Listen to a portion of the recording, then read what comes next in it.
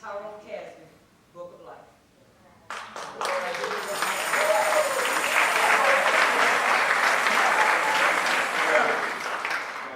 If it's okay, I will make her, this community, and you. What you say? Let's do this again in 50 years.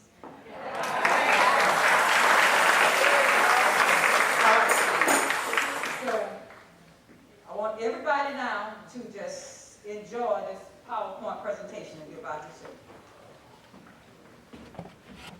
Right, go.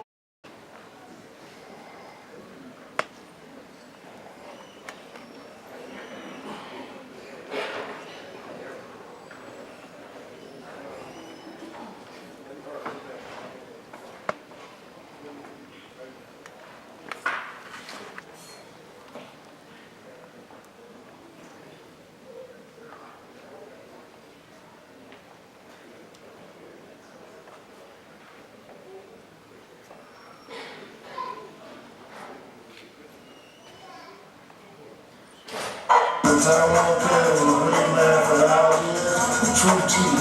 And there'll never be another chief like him come through that.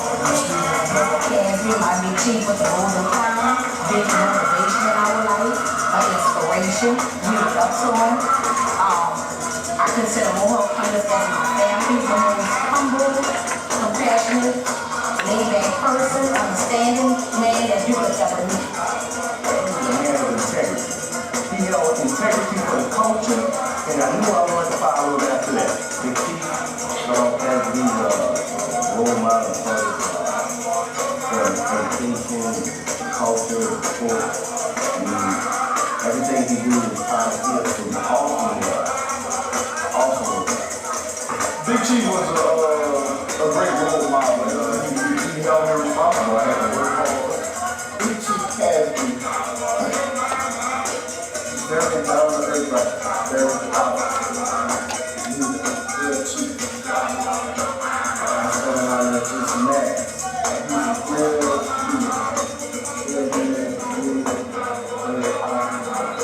one of the best chiefs in the world. He is the best chief. Right now, big chief Tyrone Casby. As a big chief in the tribe, you have to be that general. You have to be that person who actually, with a lack of terminology, say control, but have everyone's respect.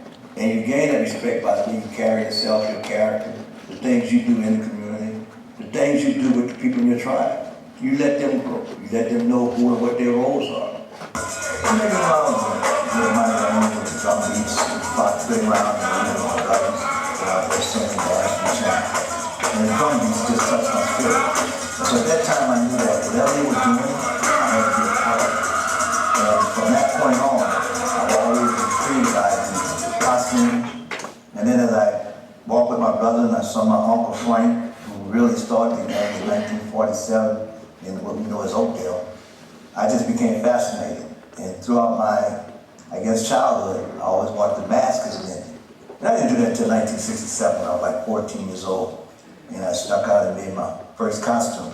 Because you know there's a history attached to the modern Indian culture that parents would not want their kids to participate in it. But I did. And I made my first suit in like 1967. And I was very proud of it. But my mom wasn't too happy about it because I used my church pants, a church shirt, used some Marabou on it, took my basketball tennis, wrapped some Marabou around them, and hit the street. I was running third spy with a guy named Rayfield Parker, who came back to Algiers and started a resurgence of the Indians in like the 1960s, or the late 60s. And as we matriculated through that, in the 70s, of course, I graduated out of high school, and I went off to college, so I kind of put a little damper on it until I finished that, got married, had kids.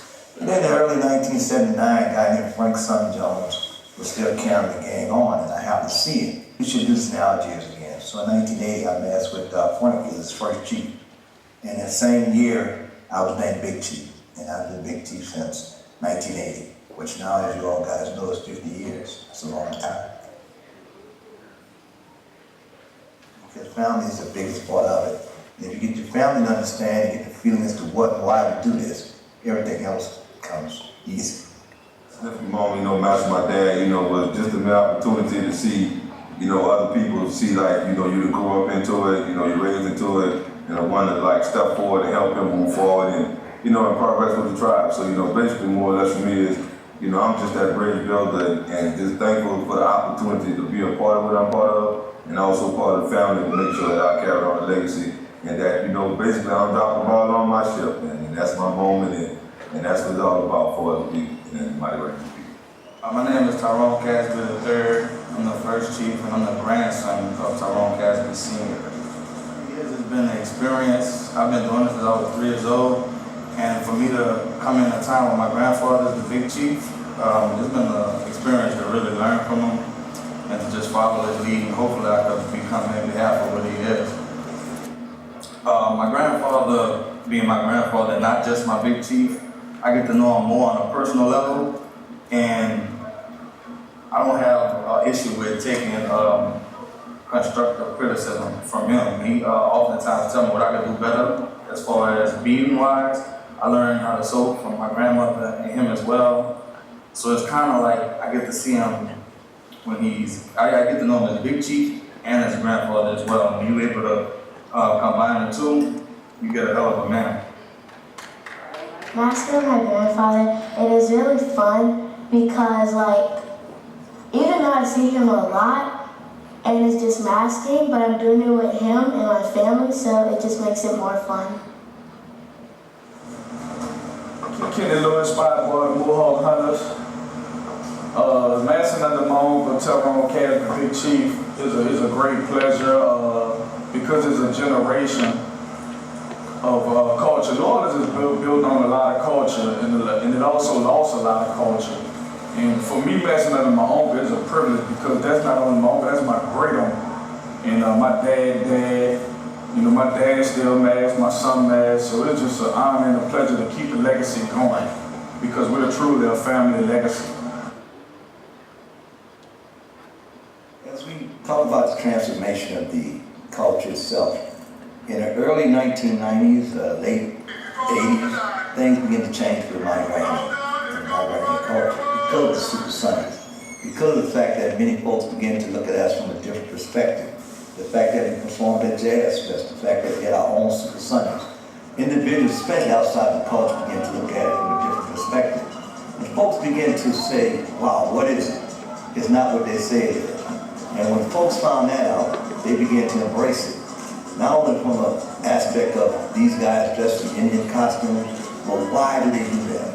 And what folks began to realize as they did research was, it wasn't just an Indian costume. It really was an African men expressing their own African culture behind a facade, which is a Native American dress. Because if you think about the racism at the time, in the early 40s, 50s, 60s, whatever, even during slavery, we weren't allowed to do a lot of things. And as we began to matriculate and folks began to do research, they realized that this was much deeper than guys dressing up in Indian suits on the Mighty Right Day. So they began to embrace it. The city embraced it. They really embraced it post-Katrina because the mayor of the city at the time, Mitch Landry, had us as part of his inauguration because he realized that this deep culture was not so much just a culture, it's also a revenue bearer because folks would come to the city looking for the Indians. And now it's even bigger. I mean, every day someone is calling me asking me about, well, how can I talk to you? How can I do this? How can I do that? But at the end of the day, it's still a spiritual piece. It's still very deep in the African community. It's still known worldwide. My son has been to different parts of the world, Sri Lanka, Dubai, Honduras. And the same piece that you see right here in New Orleans takes place in other parts of the world, even in Africa, Western Africa. Look at the beadwork. A lot of folks say, oh, that's Indian beadwork. No, it's African beadwork. It tells a story. Not only does it tell a story, but it's a beading process. Some is geometrical, which is the Native American sewing, but most African Americans sew symmetrical. If you look at the beadwork, it's more of a symmetrical type piece than a geometrical piece. They embrace that. They want to know why. But one thing that's still a mystique and a mystery to everyone is, why do they do it? Where do they get the passion from? What continues us to make us want to do this every year, in and out? Simply because it's a spirit, and I believe it's a spirit. And I think in my game alone, guys realize that because that's what I express. Of course, you have hits and misses. Guys hit it, guys miss it. But some of them get it, and when they get it, they begin to make elaborate suits, and not only because of the costume, but because of the spirit. Algiers is a very unique place, and because they didn't have anything in Algiers, folks always talk about going across the river to see the Zulu or see Indians. Why not Algiers? So when I realized that this was a place I was going to make sure we had Indians, I stayed in Algiers with all of them. I mean, we walked through the fishing projects back then and the high-rise building. Folks just cried when they see us coming through, because they know the Indians coming every year. And as we walked through the different parts of Algiers, the older individuals realized that, wow, they're back. And when they would see us, I mean, they're still, I think we were the only tribe that still had what they call stops, where as you walk through the community, folks have the opportunity to stop by their place to eat food and drink and, just have a good time.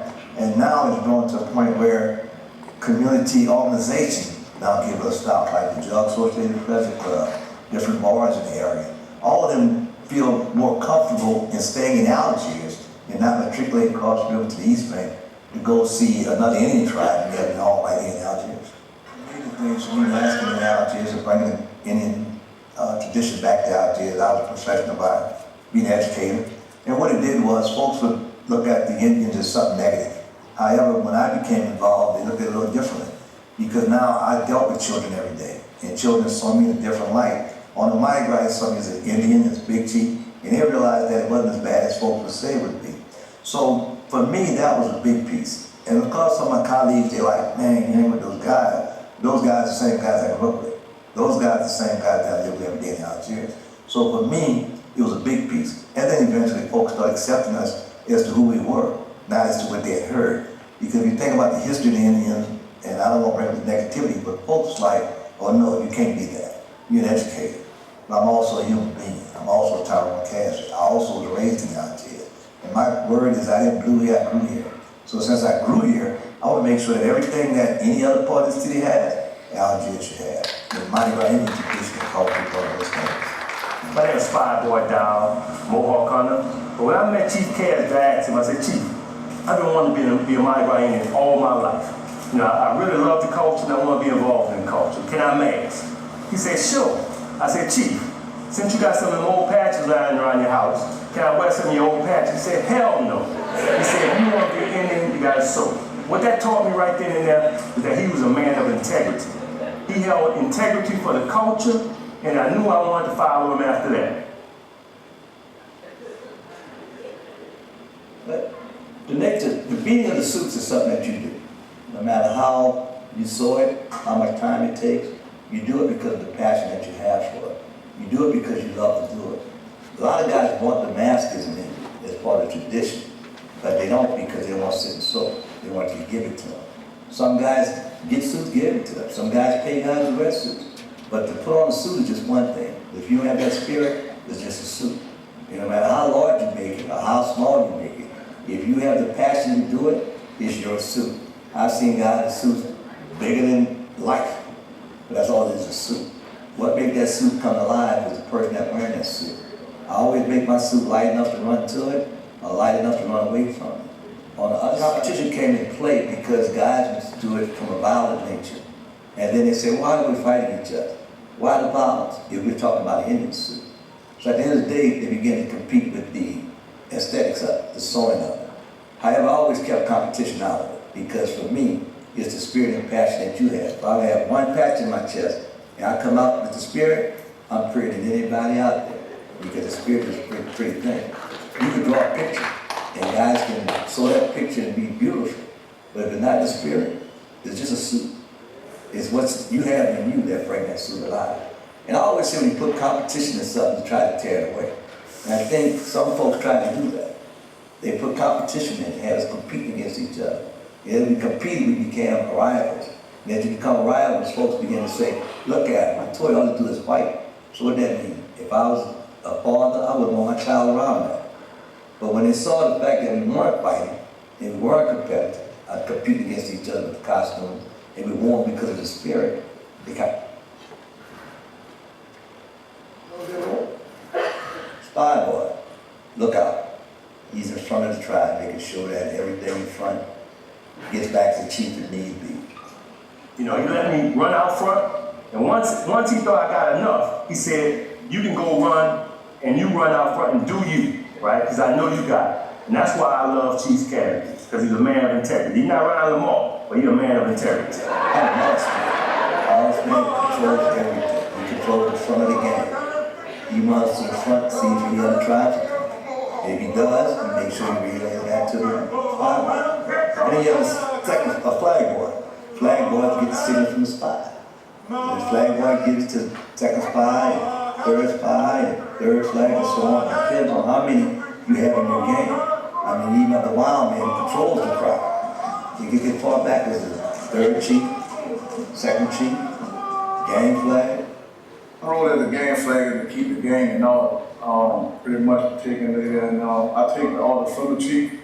I make sure that I run from front to back of that game. I make sure that each and every last one of my members in the game that follow the orders that the big chief give out from the front to the back. You know, I started off running spy boy, and chief came to me one day and said, I need a game flag.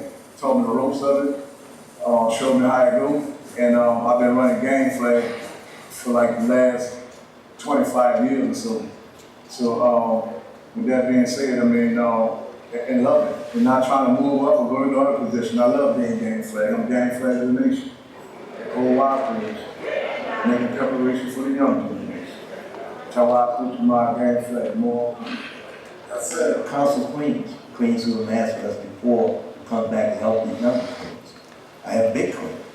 You know, Big Queen have been with me for years. My daughter's been a Big Queen.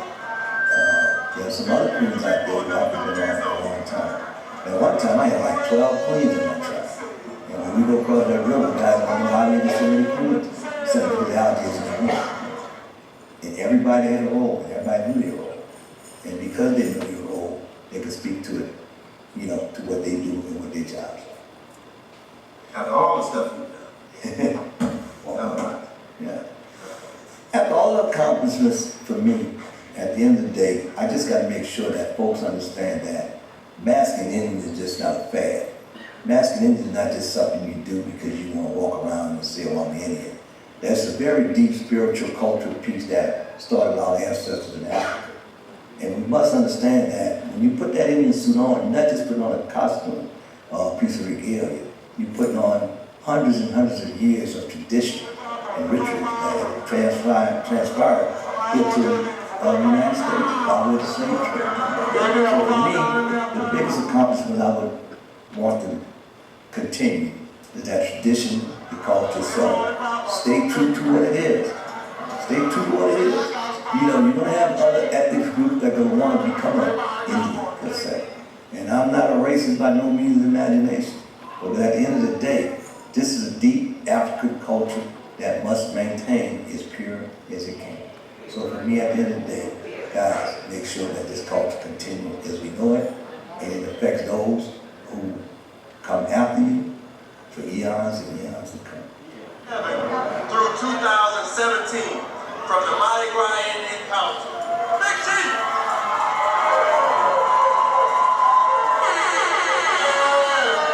Big Chief got something to say. It wouldn't be possible without my gang, my family, and above all without God. So I say this to everybody here today, enjoy yourself, look for 50 more years, I ain't going nowhere.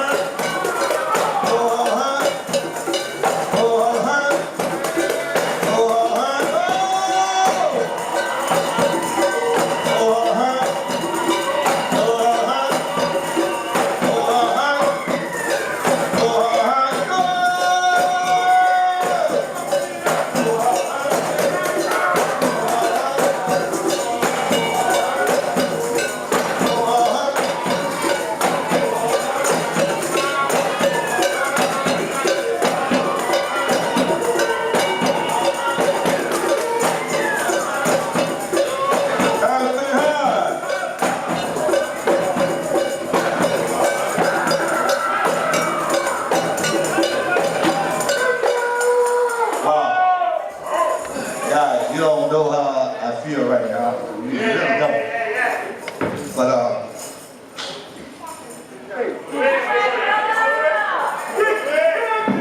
this is,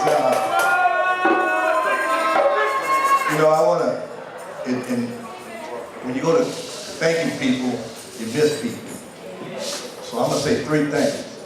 Thanks to all my family, all my friends, my Indian family, all the Indians in the city. I mean, everyone who have a part in putting this on for me tonight, because it's very humble. It's humbling to me, because you saw the video. It told my story. It told my story as a Mardi Gras Indian.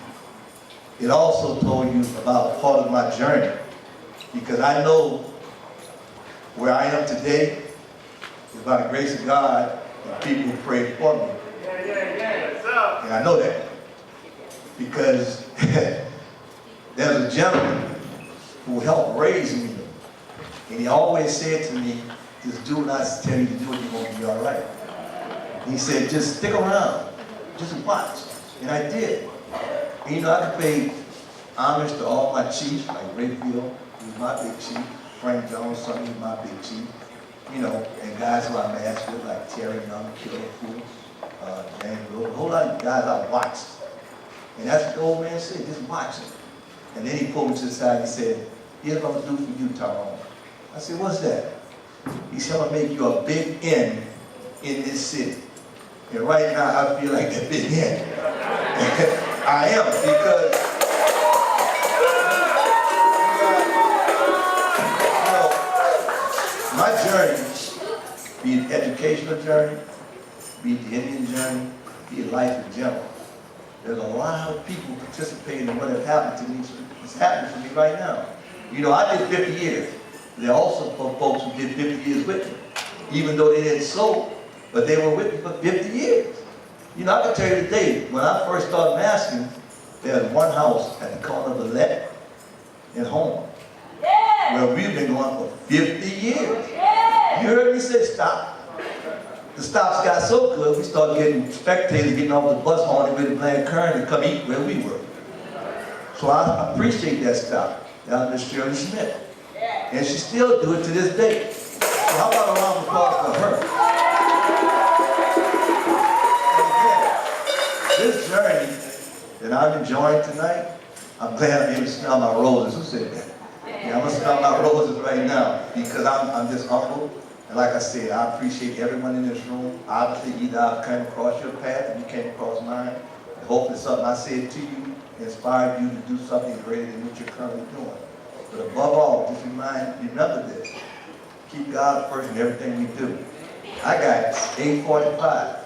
We're going to let y'all out here at 9 o'clock. And like I told you, the story that was told in that video is my Indian story. But my life story is this. I love all you guys. I appreciate all you guys. Some of you guys. And remember your journey. God's going to put people in your life that are going to take you where you need to go. And I'm looking at him in this room, and he's going to move people out of your life so you can get where he wants you to go. So at the end of the day, I love you guys. Thank you very much.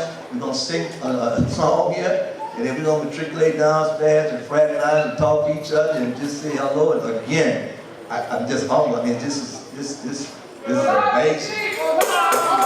You don't see your face. I see your face. If you don't see it, I see your face. And what I see out here is people, one, can make a difference in this entire city. You guys are the difference. You know, we talk about violence, but there was violence in this culture. But because we're true to this culture, we changed it. So the culture of violence that's happening in our city today, that can change also. And I got to thank all my big chiefs who came over and supported me tonight. I mean, if you're in the audience, just say Chawa, raise your hand, or whatever. And all my big chiefs, my council brother. Oh yeah, Bird playing Butler. I would never call names, I just lied. But anyway, once again, guys, thank you. I appreciate you. I love you. If there's anything I can do to make a difference in your life, call Tyrone. All right?